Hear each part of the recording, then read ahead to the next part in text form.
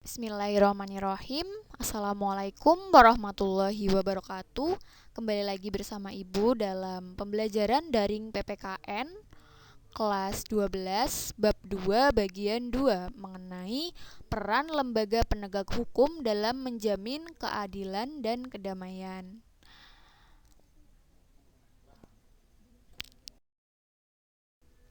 Hari ini kita akan belajar tentang peran lembaga penegak hukum. Apa saja sih yang termasuk ke dalam lembaga-lembaga penegak hukum? Jadi yang pertama adalah Polri atau Kepolisian Republik Indonesia, atau yang sering disingkat dengan Polri, merupakan lembaga negara yang berperan dalam memelihara keamanan dan ketertiban masyarakat, menegakkan hukum, serta memberikan perlindungan, pengayoman, dan pelayanan kepada masyarakat dalam rangka terpeliharanya keamanan dalam negeri.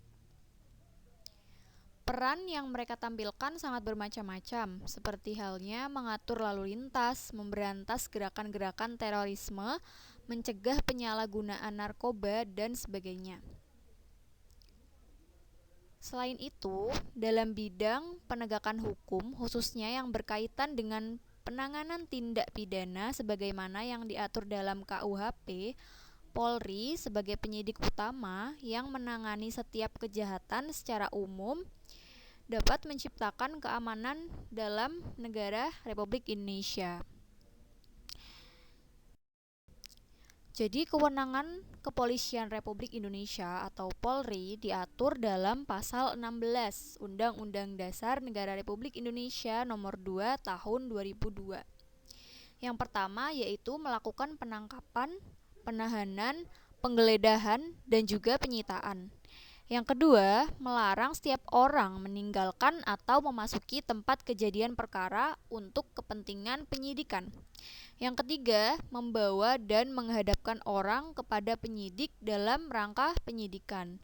Yang keempat, menyuruh berhenti orang yang dicurigai dan menanyakan serta memeriksa tanda pengenal diri.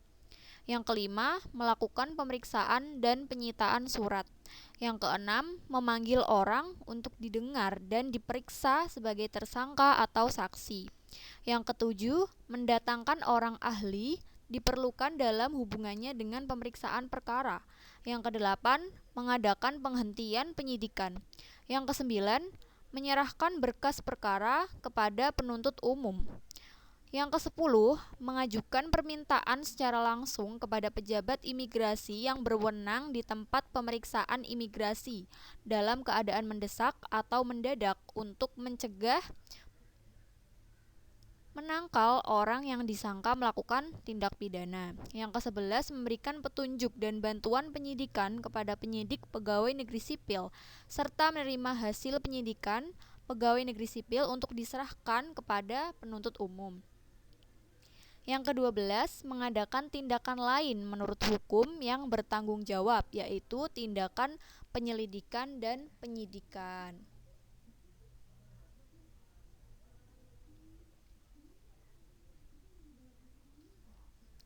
Kemudian, apa sih yang disebut dengan penyelidikan dan juga penyidikan? Jadi, penyidikan dapat dikatakan memiliki syarat sebagai berikut. Yang pertama, tidak bertentangan dengan suatu aturan hukum. Yang kedua, selaras dengan kewajiban hukum yang mengharuskan tindakan tersebut dilakukan. Yang ketiga, harus patut atau masuk akal dan termasuk dalam lingkungan jabatannya. Yang keempat, pertimbangan yang layak berdasarkan keadaan yang memaksa. Yang kelima, yaitu menghargai hak-hak asasi manusia. Jadi dalam suatu penyidikan, Polri itu tidak dapat mengabaikan hak-hak tersebut atau syarat-syarat tersebut. Seperti itu. Kemudian selanjutnya ada Kejaksaan Republik Indonesia. Kejaksaan Republik Indonesia adalah lembaga negara yang melaksanakan kekuasaan negara, khususnya di bidang penuntutan. Keberadaan Kejaksaan Republik Indonesia diatur dalam Undang-Undang Nomor 16 Tahun 2004 tentang Kejaksaan Republik Indonesia. Kejaksaan sebagai salah satu lembaga penegak hukum dituntut untuk lebih berperan dalam menegakkan supremasi hukum, perlindungan, kepentingan umum, penegakan hak asasi manusia, serta pemberantasan KKN atau kolusi, korupsi, dan juga nepotisme. Adapun yang menjadi tugas dan wewenang kejaksaan dikelompokkan menjadi 3 bidang. Yang pertama di bidang pidana, yang kedua di bidang perdata tata usaha negara, dan yang ketiga di bidang ketertiban dan ketentraman umum. Bidang pidana yang pertama yaitu melakukan penuntutan, yang kedua melaksanakan penetapan hakim dan putusan pengadilan, yang ketiga melakukan pengawasan terhadap pelaksanaan putusan pidana bersyarat. Yang keempat, melakukan penyidikan terhadap tindak pidana tertentu berdasarkan undang-undang. Yang kelima, melengkapi berkas perkara tertentu untuk dapat melakukan pemeriksaan tambahan. Di bidang perdata dan tata usaha, Kejaksaan Negeri dengan kuasa khusus dapat bertindak baik dalam manapun di luar pengadilan untuk dan atas nama negara atau pemerintah. Yang ketiga di bidang ketertiban dan ketentraman umum, yang pertama peningkatan kesadaran hukum masyarakat, yang kedua pengamanan kebijakan penegakan hukum, yang ketiga pengawasan peredaran barang cetakan, yang keempat pengawasan aliran kepercayaan yang dapat membahayakan masyarakat negara, yang kelima pencegahan penyalahgunaan dan atau penodaan agama, yang keenam penelitian dan pengembangan hukum serta statistik kriminal. Selanjutnya ada hakim. Perwujudan kekuasaan kehakiman diatur sepenuhnya dalam Undang-Undang RI Nomor 48 Tahun 2009. Kekuasaan kehakiman di Indonesia dilakukan oleh Mahkamah Agung membawahi badan peradilan lainnya yang berada di lingkungan peradilan umum, peradilan agama, peradilan militer, dan peradilan tata usaha negara, serta oleh sebuah mahkamah konstitusi. Kekuasaan kehakiman yang diselenggarakan oleh lembaga-lembaga tersebut dilaksanakan oleh hakim atau pejabat peradilan negara yang diberi wewenang oleh undang-undang untuk mengadili. Hakim berdasarkan jenis lembaga peradilannya dapat diklasifikasikan menjadi 3 kelompok. Yang pertama, hakim agung, yang kedua hakim konstitusi, dan yang ketiga ada hakim ad hoc. Setiap hakim melaksanakan proses peradilan yang dilaksanakan di sebuah tempat yang dinamakan pengadilan.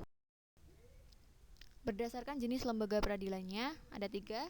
Yang pertama ada hakim pada Mahkamah Agung yang disebut dengan Hakim Agung. Yang kedua, hakim pada bagian peradilan yang berada di bawah Mahkamah Agung yaitu dengan lingkungan peradilan umum, lingkungan peradilan agama, lingkungan peradilan militer, lingkungan peradilan tata usaha negara, dan hakim pada pengadilan khusus yang berada di lingkungan peradilan tersebut. Hakim pada Mahkamah Konstitusi dapat disebut dengan Hakim Konstitusi. Badan peradilan yang berada di bawah Mahkamah Agung meliputi badan-badan yang telah disebutkan tadi, serta oleh sebuah Mahkamah Konstitusi. Lembaga-lembaga tersebut semuanya berperan sebagai lembaga penegak peradilan. Menurut ketentuan Undang-Undang Nomor 48 Tahun 2009 tentang kekuasaan kehakiman, hakim berdasarkan jenis lembaga peradilannya dapat diklasifikasikan sebagai 3 kelompok. Tadi sudah kita bahas mengenai pengelompokan 3 hakim dalam Mahkamah Agung. Kemudian kita akan membahas tentang peran advokat dalam lembaga penegak hukum. Peran advokat dalam Undang-Undang Nomor 18 Tahun 2003 adalah memberikan bantuan dan pendampingan hukum pada orang berperkara, baik itu yang terdakwa atau kepada orang yang berperkara perdata. Advokat berstatus sebagai penegak hukum, bebas dan mandiri yang dijamin oleh hukum dan peraturan perundang-undangan yang statusnya adalah pihak swasta yang mendapat honorarium dari klien, kecuali pada kasus tertentu seperti advokat di pos bantuan hukum yang bekerja dengan pengadilan. Adapun tugas dari advokat secara khusus adalah membuat dan mengajukan gugatan, jawaban, tangkisan, sangkalan, memberi pembuktian, mendesak, segera disidangkan atau putusan perkaranya, dan sebagainya. Selanjutnya ada Komisi Pemberantasan Korupsi. Komisi Pemberantasan Korupsi adalah lembaga negara yang dalam melaksanakan tugas dan wewenangnya bersifat independen dan bebas dari pengaruh kekuasaan, maupun yang peranannya adalah koordinasi, supervisi, monitoring, penindakan, dan pencegahan dalam pemberantasan korupsi. Undang-Undang Republik Indonesia Nomor 19 Tahun 2019 tentang perubahan kedua atas Undang-Undang Nomor 30 Tahun 2002 tentang KPK atau Komisi Pemberantasan Korupsi, yaitu sebagai berikut. Penataan kelembagaan KPK dilaksanakan sejalan dengan putusan Mahkamah Konstitusi, di mana dinyatakan bahwa KPK merupakan bagian dari cabang kekuasaan pemerintahan. Komisi Pemberantasan Korupsi termasuk ranah kekuasaan eksekutif yang sering disebut lembaga pemerintah. Meski berstatus lembaga pemerintah, namun dalam menjalankan tugas dan kewenangannya, KPK tetap bersifat independen. Kewenangan-kewenangan Dewas atau Dewan Pengawas KPK diatur dalam Pasal 37B Undang-Undang Nomor 19 Tahun 2019, yaitu yang pertama, mengawasi pelaksanaan tugas dan wewenang Komisi Pemberantasan Korupsi. Yang kedua, memberikan izin atau tidak memberikan izin penyadapan, penggeledahan, dan atau penyitaan. Yang ketiga, menyusun dan menetapkan kode etik pimpinan dan pegawai Komisi Pemberantasan Korupsi. Yang keempat, menerima dan menindaklanjuti laporan dari masyarakat mengenai adanya dugaan pelanggaran kode etik oleh pimpinan dan pegawai Komisi Pemberantasan Korupsi atau pelanggaran ketentuan dalam undang-undang. Yang kelima, penyelenggaraan sidang untuk memeriksa adanya dugaan pelanggaran kode etik oleh pimpinan dan pengawas Komisi Pemberantasan Korupsi, serta melakukan evaluasi kinerja pimpinan dan pegawai Komisi Pemberantasan Korupsi secara berkala 1 kali dalam 1 tahun. Udah sampai pada penghujung materi kita yang kita pelajari pada hari ini. Ibu harap kalian paham, dan apabila ada yang ingin ditanyakan silahkan beri komentar atau tanggapan di Google Classroom, atau kalian bisa hubungi ibu via WA. Wassalamualaikum warahmatullahi wabarakatuh.